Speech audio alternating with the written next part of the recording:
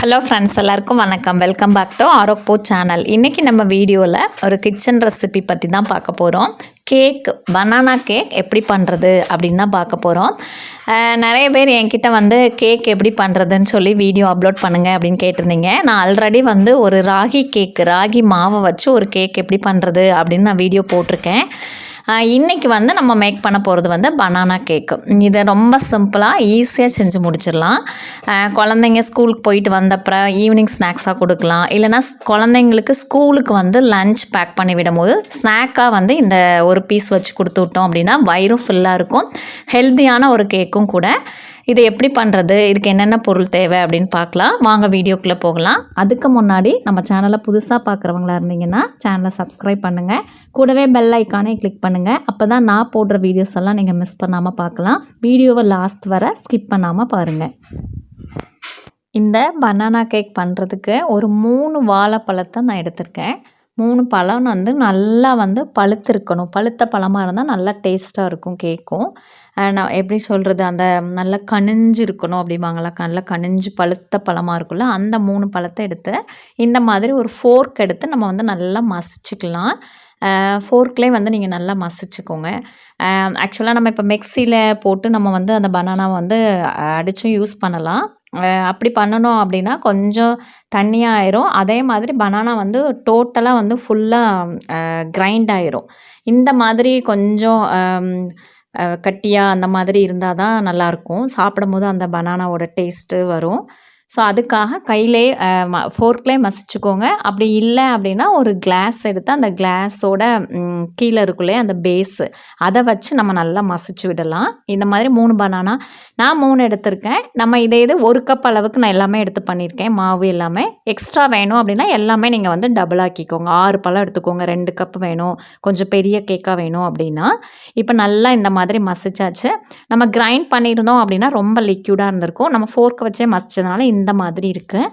இப்போ இந்த மசிச்ச இந்த இதில் நம்ம எல்லாத்தையும் நம்ம ஆட் பண்ணிக்கலாம். ஃபஸ்ட்டு 1/2 கப் அளவுக்கு பட்டர் எடுத்து நான் அதை உருக்கி வச்சுருக்கேன்.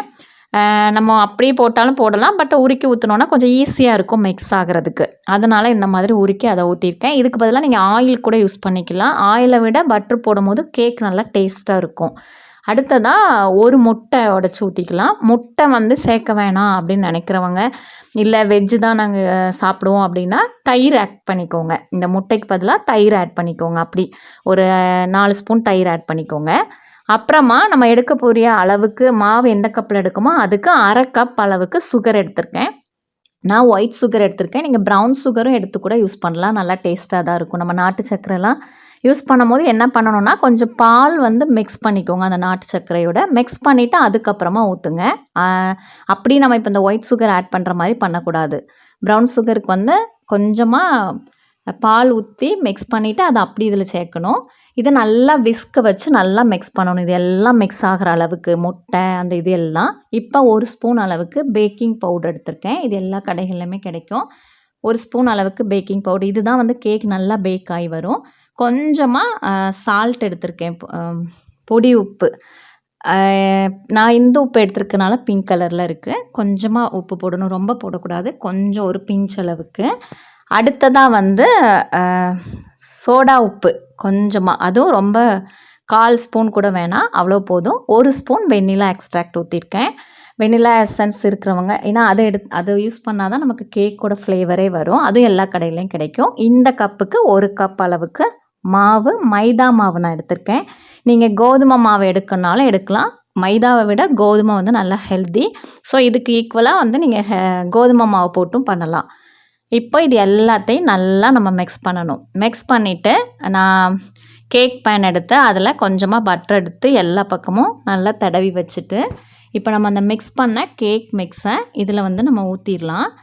இந்த மாதிரி தான் இருக்கும். நம்ம ஊற்றும் போது ஃபுல்லாக நல்லா ஸ்பூனை வச்சு எல்லாத்தையும் கம்ப்ளீட்டாக ஊற்றிட்டு இந்த ஊற்றுனதை நம்ம கொஞ்சமாக தட்டி விடணும்.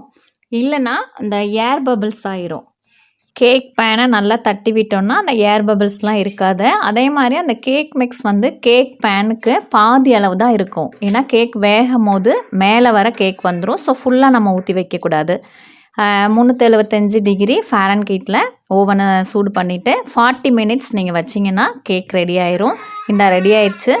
இதே கேக்கை நீங்கள் வந்து குக்கர்லேயும் பண்ணலாம். அதே மாதிரி ஒரு 40 நிமிஷம் வந்து நீங்கள் குக்கரை வந்து லோ ஃப்ளேமில் வச்சுட்டு குக்கரில் வந்து ஒரு ஸ்டாண்ட் வச்சுட்டு இந்த மிக்ஸை வந்து கேக் பேனில் ஊற்றி அதில் வச்சு 40 மினிட்ஸ் கழித்து நீங்கள் 40 to 45 மினிட்ஸ் கழித்து பார்த்தீங்க அப்படின்னா கேக் நல்லா ரெடி ஆயிரும். நீங்களும் இந்த கேக்கை வந்து ட்ரை பண்ணி பாருங்கள். உங்களுக்கு பிடிச்சிருந்தது அப்படின்னா நம்ம சேனலை வந்து சப்ஸ்கிரைப் பண்ணுங்கள். நம்ம சேனலில் போடுற வீடியோஸ் எல்லாம் உங்களுக்கு பிடிச்சிருந்தா லைக் பண்ணுங்கள், ஷேர் பண்ணுங்கள். என்ன மாதிரி வீடியோஸ் வேணும்னு கமெண்ட் பண்ணுங்கள். நெக்ஸ்ட் வீடியோவில் மீட் பண்ணலாம். தேங்க்யூ. பாய்.